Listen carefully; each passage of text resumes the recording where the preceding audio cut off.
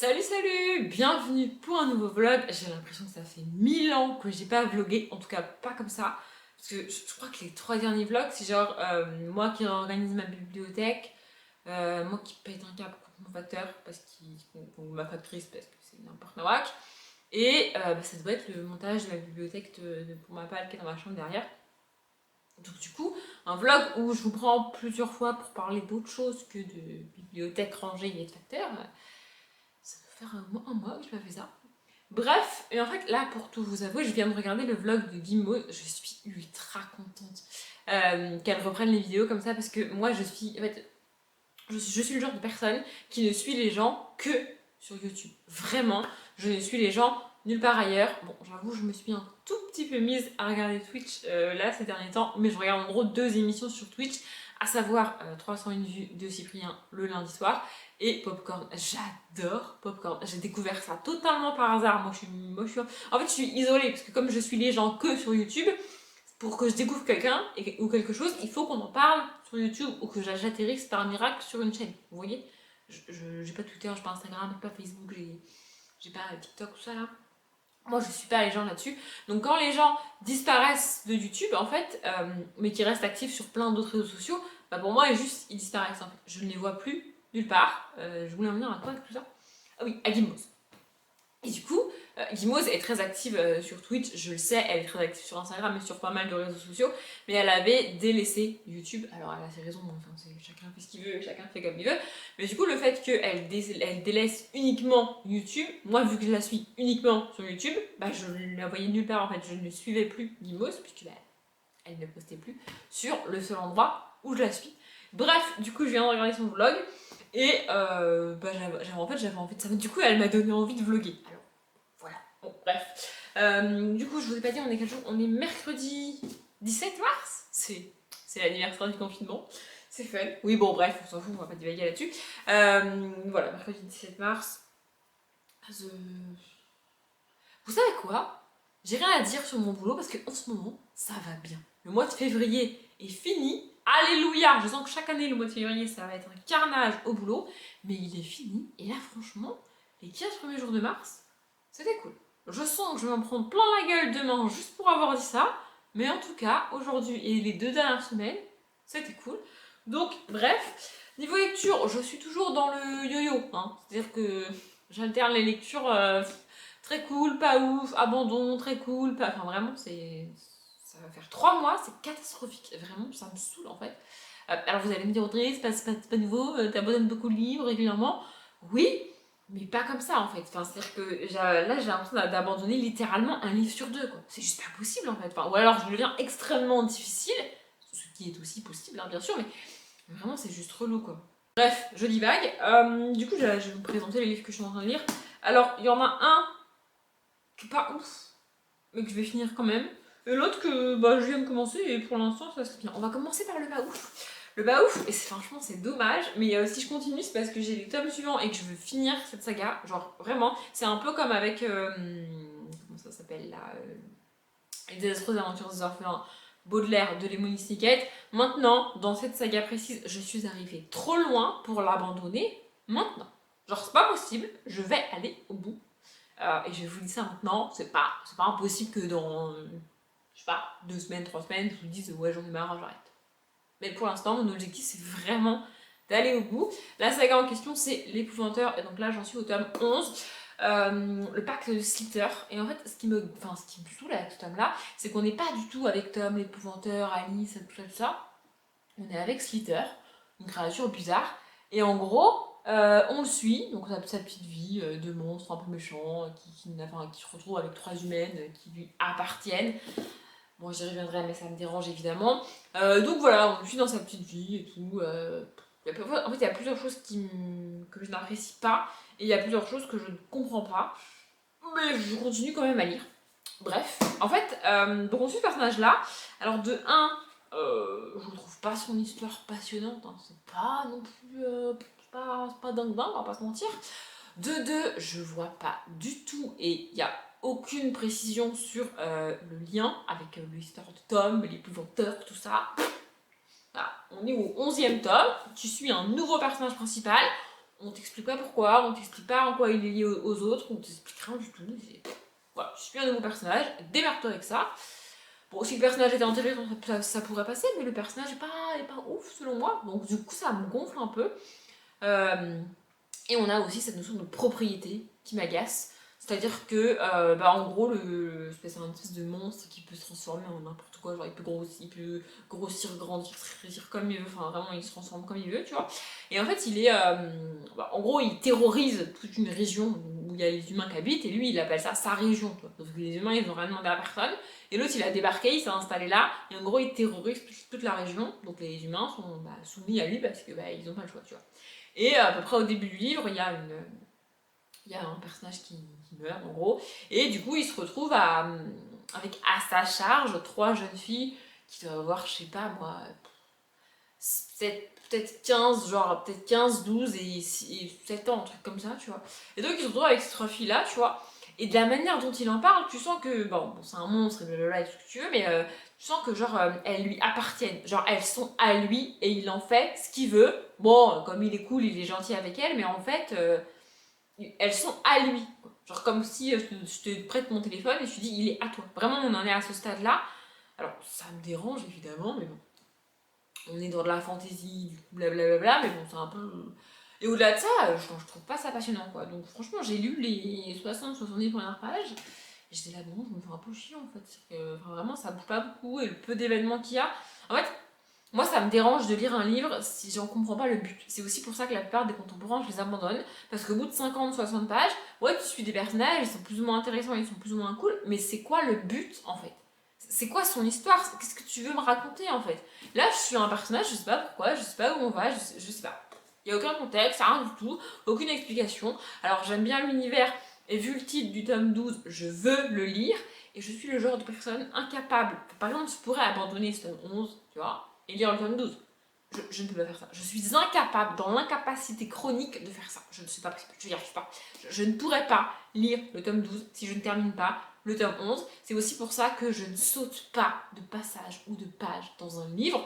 Soit je le lis en entier du début à la fin, soit je le lis pas en fait. Mais je saute pas des passages et encore moins des tomes de texte. C'est juste pas possible pour moi. Donc, je veux vraiment lire le tome 12 qui s'appelle Alice et l'épouvanteur. J'ai vraiment hâte. Et franchement, si ce tome 12 il me déçoit, bon, je lirai le tome 13 parce que du coup, il en restera qu'un. Mais franchement, ça me ferait chier, vraiment. Et donc là, je suis arrivée à la page, quoi, 177. Mon but, c'est de le finir vendredi soir, au plus tard. En gros, ça me fait 50 pages à lire ce soir, 50 pages à lire demain et 50 pages à lire vendredi. Donc voilà, c'est mon but de la fin de la semaine, quoi. Et là, donc à la page 175, du coup, il vient de se passer le premier truc qui m'intéresse. Je sais pas si vous vous situez quand même, j'ai lu 175 pages d'un bouquin, et jusque-là, il ne s'est rien passé d'intéressant pour moi. J'ai lu toutes ces pages-là, sans que ça m'intéresse de ouf. Et là, on vient d'avoir un élément qui relie Slither à la saga de l'épouvanteur avec Tom et tout et tout. Et on vient de retrouver, du coup, un personnage que j'adore dans la saga. Mais genre vraiment. C'est un personnage que je kiffe vraiment et sur lequel on n'en sait pas beaucoup. J'ai espoir qu'on en découvre bien plus sur ce personnage en particulier. Et j'ai trop hâte. Vraiment, j'ai trop hâte. Donc, je pense pas mentir en disant que c'est la première fois de ma vie que je me tape littéralement, pardon pour la vulgarité, 175 pages d'un bouquin, alors que c'est une lecture plaisir, parce que ça m'est déjà arrivé avec des lectures de cours, même si j'ai pas fait une filière littéraire. Bref, c'est la première fois que je vais aussi loin dans un bouquin, alors que franchement, c'est pas ouf, quoi. Mais je pense que je suis aussi allée aussi loin, déjà parce que je l'ai dit, je veux vraiment aller au bout de la saga, ensuite parce que je veux vraiment lire le tome 12 en particulier, et aussi parce que c'est un univers auquel je suis habituée, ça reste l'épouvanteur, ça reste écrit par Joseph Delaney, c'est la même construction, c'est la même narration, c'est bien écrit, c'est bien construit, c'est fluide, c'est pas non plus, comment dire, c'est pas non plus une souffrance de lire ce livre en particulier, mais bon. Voilà, du coup là maintenant tout de suite, après le vlog de Gimose et mon vlog que je viens de commencer, du coup, je vais lire ça parce que j'ai trop hâte. Mais je voudrais aussi regarder un épisode de série et je voudrais faire tout ça sans me coucher trop tard. Oui, je sais, c'est un peu le truc récurrent de ces vlogs, mais c'est un peu le but de ma life, tu vois. Quand j'arrive dans mon lit avant minuit, genre même à 23h59, c'est ok, j'ai gagné, tu vois. c'est un peu le goal de mes journées, enfin de mes soirées. Bref. Et du coup, le livre, le one-shot que je lis en parallèle, c'est Une seconde chance de Mary Higgins Clark. J'aime bien, je lis beaucoup, hein. J'ai commencé genre... je sais pas si je l'ai commencé dimanche, mais bref. J'ai lu 55 pages, donc on n'est pas sur une lecture... sur une vitesse de croisière, tu vois. Mais franchement, j'aime bien. Pardon, j'ai dû couper parce que je viens de m'auto-étouffer en aspirant de l'air. Je sais pas si ça vous arrive à vous aussi. Bref, en fait, c'est bizarre parce que juste avant de lire ce livre-là, je le cherche, mais je le vois pas. Bref, j'ai lu le tome 6 du Woman Murder Club. Et je sais pas du coup si c'est une association d'idées de mon cerveau vu que je viens de le finir. Mais l'ambiance, enfin pour moi, c'est la même. C'est comme si j'étais encore dans le même livre. C'est assez ouf. Donc on va suivre, comment elle s'appelle, Carlet, qui est journaliste. En gros, il y a un gars qui s'appelle Nicolas Spencer. Voilà.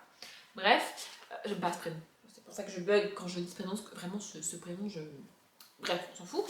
Donc Nicolas Spencer, qui... En gros, c'est bizarre parce qu'il a monté une société pour trouver un vaccin contre le cancer et tout, enfin bref.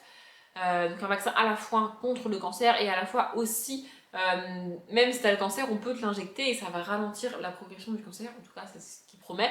Donc il a convaincu plein de monde d'investir dans sa société, évidemment, et les gens ont investi en max parce qu'un vaccin contre le cancer c'est ouf quoi, tu vois. Et donc ce gars se crache avec son avion. Je suppose que c'est un jet privé du coup. Et peu de temps après, le vaccin, on annonce que la société américaine là, qui valide les vaccins ne le validera pas, que c'est pas prêt, que c'est machin, blabla. Et du coup, il est suspecté, même s'il est mort, enfin il est déclaré mort, il est suspecté d'avoir escroqué tous ces gens, tu vois. Et donc on est avec sa veuve et la société qu'il a créée, tu vois, qui doit un peu des explications à tous ces investisseurs et tout. Et il y a des gens. Je rappelle, on est aux États-Unis, c'est un truc qui n'arriverait pas en France, enfin pas à ce niveau-là en tout cas, mais il y a des gens aux États-Unis, même s'ils ont rien, ils vont genre hypothéquer leur maison pour te filer de la thune parce qu'ils y croient. Tu vois, en France, personne ne fait ça, tu vois. Très peu de monde fait ça, mais là-bas, oui, ce qui fait qu'il y a des gens très très pauvres et qui n'ont pas d'argent en fait, qui se sont débrouillés pour investir là-dedans, et là du coup, bah c'est un peu la guerre parce que du coup, ils ont tout perdu quoi. Voilà, et donc on suit la journaliste parce qu'elle était conviée à une assemblée générale de cette société-là. Et du coup, voilà, elle doit un petit peu enquêter. Elle est aussi liée à la famille du Nicolas Spencer, du coup. Et voilà. Bon, je l'ai dit, hein, j'ai lu 55 pages. Bon, j'ai changé d'angle parce que vous m'avez lâchement lâché, là, genre batterie épuisée. Du coup, j'ai dû vous brancher. Bref, donc je sais plus du tout ce que je disais. Qu'est-ce que je disais? Mais aidez-moi aussi, là. Vous servez vraiment à rien. Hein. Vous regardez la vidéo, vous aidez jamais les gens qui sont en vlog et qui galèrent. Quand on cherche des mots et tout, il y a personne qui nous aide. Bref, je disais quoi? Oui, du coup, on suit cette journaliste qui va enquêter. Je crois que j'en étais là, si j'en étais pas là, voilà. Bref, donc la journaliste qui va enquêter là-dessus. J'ai pas lu beaucoup, hein, j'ai lu 55 pages. Mais j'aime bien. Ah oui, c'est ça que je disais. Je crois que c'est un Joyeux Noël Merry Christmas que j'ai abandonné en décembre. Je crois que c'est un Mary Higgins Clark aussi. Et ce qui m'avait dérangé, c'est que on sentait le sexisme ordinaire et l'autrice ne s'est même pas rendu compte qu'elle faisait du sexisme ordinaire au moment où elle a écrit ce livre. Je sais pas si vous vous rendez compte à quel stade on est du sexisme ordinaire, mais on est assez haut, tu vois. Et ça me dérangeait vraiment fondamentalement dans la construction de ces personnages féminins et de ces personnages masculins. Ça me dérangeait vraiment de lire un livre comme ça, c'était juste pas possible. Donc j'ai pas lu Joyeux Noël Merry Christmas. Et la plupart des livres beaucoup des livres qu'elle a écrits sont écrits dans les années, ont été écrits dans les années 80-90, je pense. Donc à une époque où le sexisme ordinaire, ça existait, mais on n'avait même pas identifié. On n'a même pas identifié, mis un terme dessus et tout. Donc, du coup, c'est excusable pour moi qu'elle en fasse dans ses livres et qu'elle ne se rende même pas compte qu'elle en fait, mais ça ne. Comment dire? Ça n'implique pas que je vais lire quand même ces livres. Vous voyez ce que je veux dire? Pas si vous voyez ce que je veux dire. Mais là, c'est pas le cas. On est avec un personnage principal féminin, avec des mecs, parce qu'on est dans un domaine journalistique, et quand même, les patrons, les grands trucs et tout, ça reste des mecs, parce que voilà. Mais il n'y a pas ce sexisme ordinaire, il n'y a pas cette construction où tu sens bien que parce qu'elle est une femme, elle doit rester à sa place. Vous voyez ce genre de truc? Vraiment, ce carcan, c'est présent dans Joyeux Noël Merry Christmas, c'est pas présent ici, en tout cas pour l'instant, mais dans Joyeux Noël Merry Christmas, ça était présent dès les 30 premières pages. Donc je me dis que ça devrait aller. Je vais peut-être essayer de vous trouver la date de cette édition-là, enfin c'est pas du tout la première édition, rien du tout, mais ça donnera peut-être un ordre d'idée sur la date d'écriture, quoi, tu vois. Alors, en quelle année il est sorti celui-là? Mon édition date de 2003. Donc ouais, ça a dû être écrit dans les années 90, je pense. Voilà, bref. Du coup, je vais continuer ça. Alors lui, je sais pas du tout quand on va terminer, hein, probablement seulement la semaine prochaine. Mais j'aime bien. Voilà. Déjà, on est sur une Audrey qui, au bout de 50 pages, se dit pas, ça me saoule. Ce qui est déjà pas mal, vu mon historique de lecture du mois de mars, tu vois. C'est-à-dire que bon, vous verrez ça dans les semaines de lecture, mais on n'est pas sur un début mars. Franchement, sincèrement, je sais même pas. En fait, si aujourd'hui, là, maintenant, tout de suite, tu me demandes ma meilleure lecture depuis le 1er janvier, je sais même pas ce que je te réponds. Vraiment, j'ai pas de. Il n'y a pas un livre qui m'a marqué en particulier.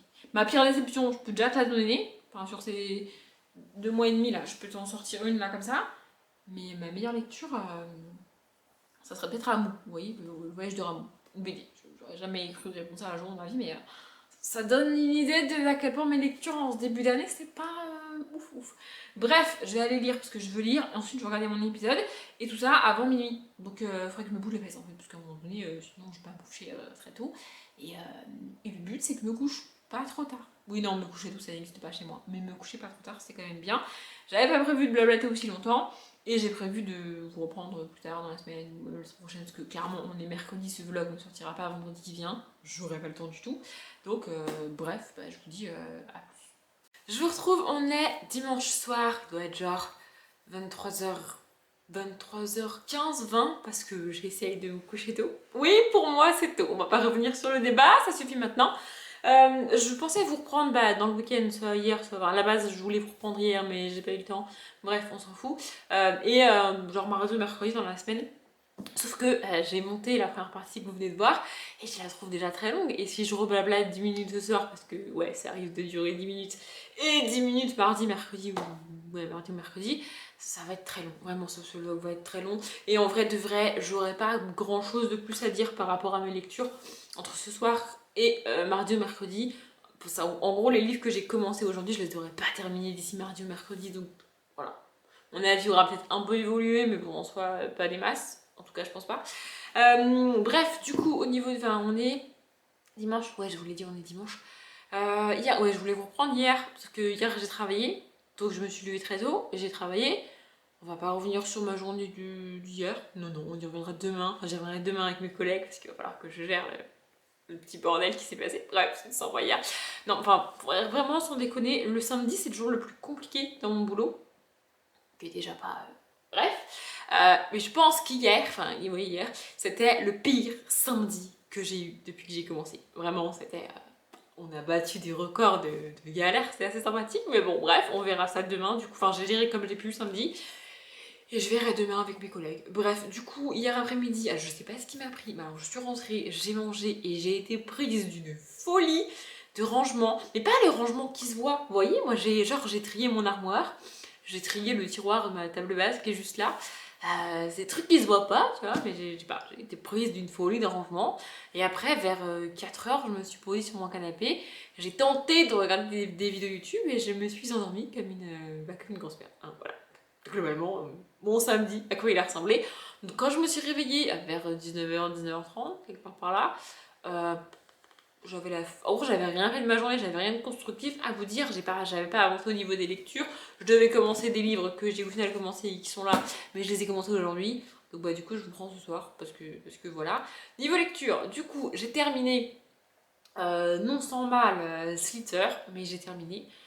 En fait, je finis ce tome, qui est quand même le tome 11 de la saga, en me demandant à quoi il sert dans la saga. Vraiment, au niveau de l'avancée dans la saga, pas grand chose qui se passe, tu vois. Enfin, il se passe des trucs, mais ça n'a pas d'intérêt pour Tom l'épouvanteur et ce qui se passe dans la saga, dans les autres tomes, tu vois. Et en plus de ça, pour que ça ait un intérêt, il faudrait qu'on revoie Slither dans les autres tomes, et j'ai pas du tout, mais alors pas du tout envie de le revoir. C'est pas que je l'aime pas, hein, c'est juste qu'il m'intéresse pas comme personnage. Donc, du coup, ouais. Bref, donc j'ai terminé Slither. J'ai mis en pause le Mary Vince Clark, mais très sincèrement, je pense que je vais pas le reprendre. En fait, donc je l'ai commencé, je crois, dimanche dernier, ou peut-être samedi dernier, je sais même plus. Et j'avance pas. Genre, je lis, franchement, si je lis 10-15 pages par jour, c'est le max, parce que je me fais chier, il ne se passe rien. J'ai dû lire 100 pages, peut-être un peu plus, et ça bouge pas. On suppose que le gars il est mort, mais il y a personne qui se dit bah on va enquêter, on va vérifier, on va le chercher. Non. On suppose qu'il est mort parce qu'il a arnaqué tout le monde.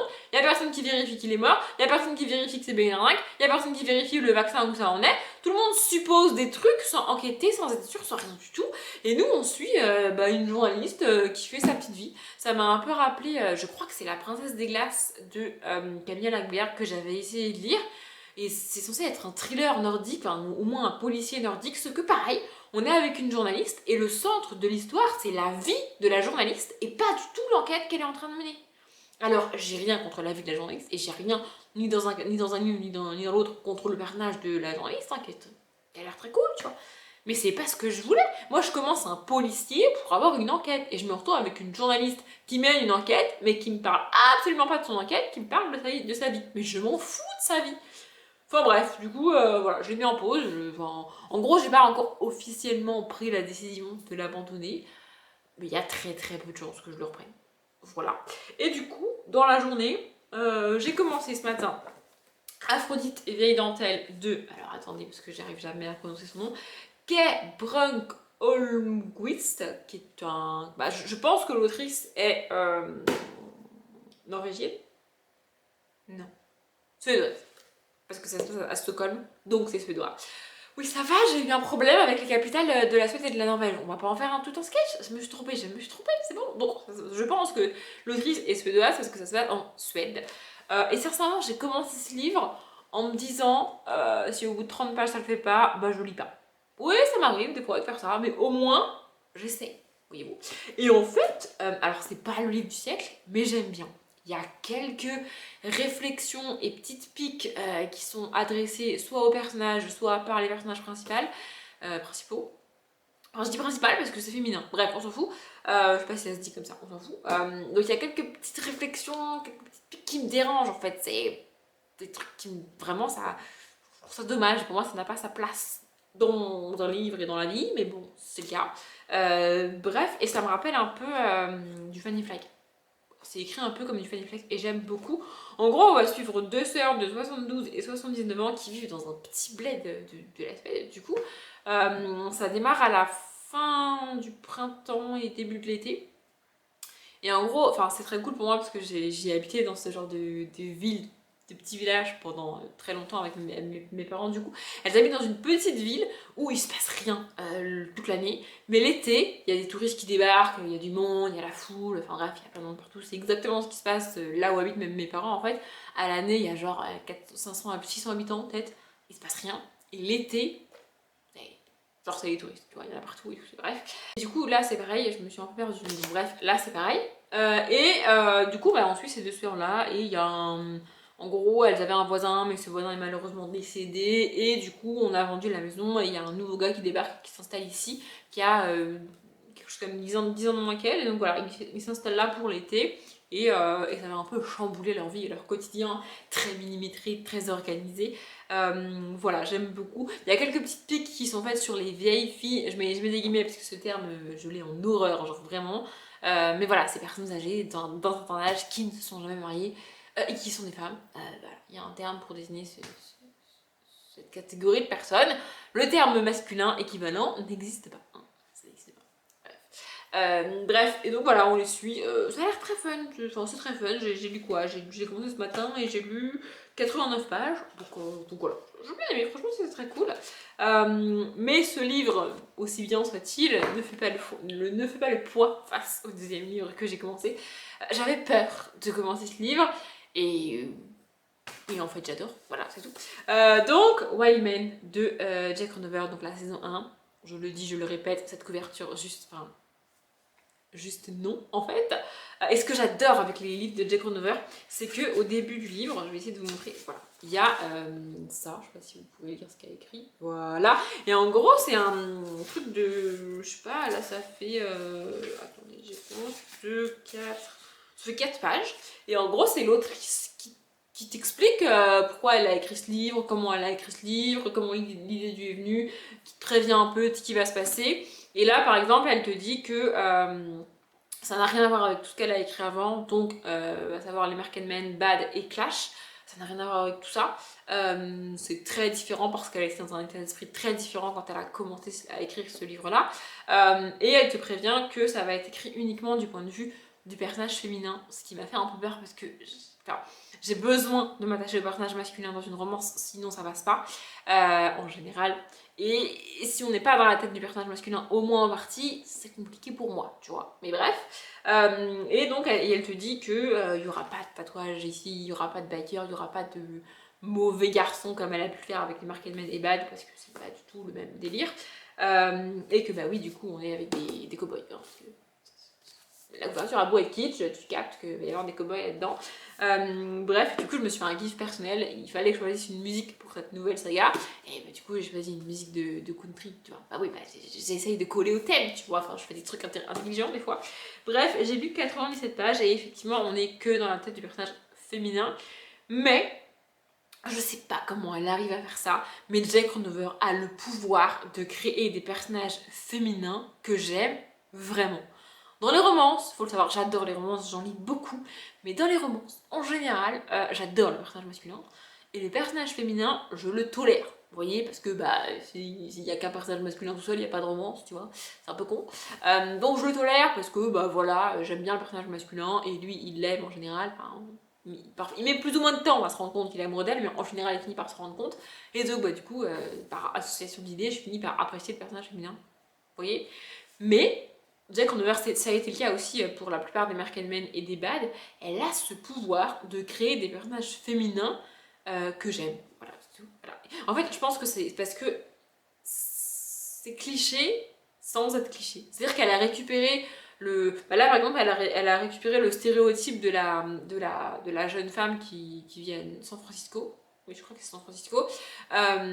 Qui est très active, qui a une vie professionnelle avec ses amis, elle a un passif amoureux. Et le seul cliché, c'est la petite jeune femme de ville qui débarque en campagne et qui est un peu perdue parce que bah, elle est habituée à la ville et là, il n'y a pas, tu vois. Mais c'est un personnage construit en fait. Elle a un passé, elle a un passif avec les hommes, elle a un ex qui lui trotte dans la tête, elle a un travail avec lequel c'est compliqué, elle a une vie en fait et elle n'est pas juste définie par le fait qu'elle va tomber amoureuse. Et là, dans la plupart des romans, c'est ça. Alors après, ça me dérange pas, c'est ok, je lis beaucoup de romances, j'aime beaucoup les romances, c'est ok, mais c'est pour ça que j'arrive pas à m'attacher au personnage féminin parce que le personnage masculin a un passé, un passif avec les filles, avec son métier, avec des histoires qui lui sont arrivées. Et le personnage féminin, dans la plupart des romances, n'est défini que par c'est une jeune femme de 30 ans qui tombe amoureuse. Point, ça s'arrête là. Le personnage n'est pas plus approfondi que ça. Et Jake Ronover prend le temps de construire ses personnages aussi bien féminins que masculins. Bref, j'aime beaucoup ce livre. Là, je me suis obligée à arrêter de lire parce que je suis arrivée au chapitre 5. Parce que j'aurais pu lire littéralement jusqu'à 2h du matin, ça c'est pas dérangeant. Enfin, j'aurais pu continuer. Mais si je lis jusqu'à 2h du matin, sachant que demain matin, je voudrais être au boulot à 7h du coup. Normalement, je suis censée commencer à 7h30, mais j'aimerais y aller un peu plus tôt parce que je sens que ça va être la misère demain matin. Donc voilà, bref. Donc voilà, je peux pas lire jusqu'à 2h du matin et être au boulot en forme à 7h demain. Ça va être compliqué. Donc je me suis obligée à arrêter de lire. Je sais pas si je le terminerai dans la semaine, il y a de fortes chances que je le termine dans la semaine, parce qu'en plus, du coup, vu que je commence à 7h30, je finis tôt le soir aussi. Alors je sais, le couvre-feu est passé à 19h, mais je vais pas. À part faire mes courses, pas grand chose à faire. Donc voilà, je pense que je rentrerai en gros et je lirai. Parce que voilà. Voilà, il fait combien de pages? Je sais même pas combien de pages il fait. Il fait 450 pages en gros. Il y a moyen que je le lise dans la semaine. Hein. Voilà. Et bah celui-ci, je vais aussi l'avancer. Je sais pas quand, mais je vais l'avancer. Ça m'a fait rire parce que là, moi, aujourd'hui, j'ai lu en gros 180 pages. J'ai pas fait que lire, évidemment, hein, mais j'ai lu 180 pages et pour moi, c'était une bonne journée de lecture. Et j'ai regardé un vlog de Picti dans lequel elle lit un livre et demi, quoi. Moi, je suis incapable de faire ça. Genre, vraiment. Bref. Chacun ses rythmes de vie. Vous voyez, enfin, j'adore Piketty Bookin, je suis toutes ses vidéos, mais le fait qu'elle soit capable de bouffer des livres comme ça ne me, enfin, ça ne me culpabilise pas, tu vois. Moi, je suis contente d'avoir lu mes 180 pages aujourd'hui. Je suis très contente, ça a été très cool. Pour moi, j'ai lu beaucoup. J'ai consacré pas mal de temps de ma journée à la lecture et ça me va, c'est ok. Elle a consacré peut-être le même temps que moi à la lecture. Elle a juste lu plus vite, mais c'est ok en fait. Enfin, voilà, bref, on s'en fout. Je vais pas commencer à divaguer et à philosopher sur le sujet parce qu'il va être minuit si je continue. Enfin voilà, ça fait beaucoup plus de 10 minutes que je parle, je l'avais dit. Bref, j'espère que ce micro-vlog lecture vous a plu. C'était un peu décousu et j'étais un peu surexcitée, j'ai l'impression. Mais bon, bref, il y aura un vlog vendredi prochain parce que le week-end prochain, c'est le week-end à 1000 et je vais participer au week-end à 1000. Donc, vendredi prochain, il y aura un vlog de week-end à 1000. Parce que voilà. Bref, je l'ai déjà dit, j'espère que ça vous a plu. Je m'arrête là et je vais aller me coucher parce qu'il est temps. Comme d'habitude, je vous souhaite une bonne journée, un bon après-midi, un bon appétit ou une bonne nuit et je vous dis à bientôt.